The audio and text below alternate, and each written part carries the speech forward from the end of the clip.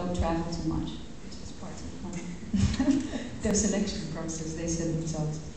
I would like to invite Marc Tuters on stage. I already introduced him a little bit. He's a new colleague of mine at the University of Amsterdam. I'm really happy to have him there as a PhD candidate. Yes. Yeah, I can also give you this one. Ze werken allebei als een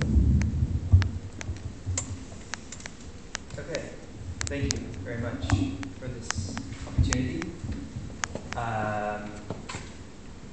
I am going to give you a presentation on a bunch of things. I'll start from the very located, and then I'll kind of end up at the global. I've never given this presentation before. I don't know how long it's going to take, but Sabina's going to try to make sure that she knows how long it's going to take. And so let's just get started. I hope you enjoy it.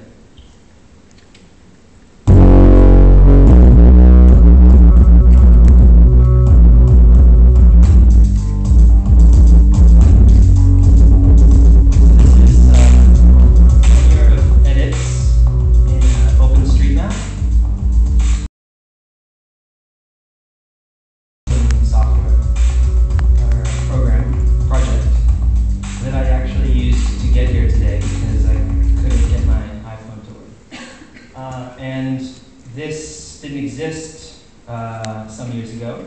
And there was an anecdote that I used to tell when I first became involved with located media in the UK.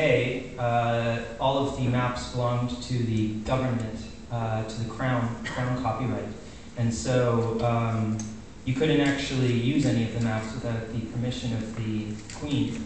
And so there was like a guy who was a contractor who was replacing a streetlight, and he told the Royal Ordnance Survey, who take care of the maps, that, well, your map is not correct. Actually, the intersection is, some meters or feet, I guess, in the UK, over to the north. And they said, no, actually, the streetlight, the intersection is wrong. The map is correct. So this kind of captures this perfect metaphor of postmodernism, the sort of terrain precedes the map. So that was what initially got me interested in located media, was this kind of paradox. So here's an image search of located media on Google, and it seems that it's about tracing space. And at one point I had sort of written this text where I'd suggested that located media was about tracing and tracking, but there isn't much indication of being tracked in these images here.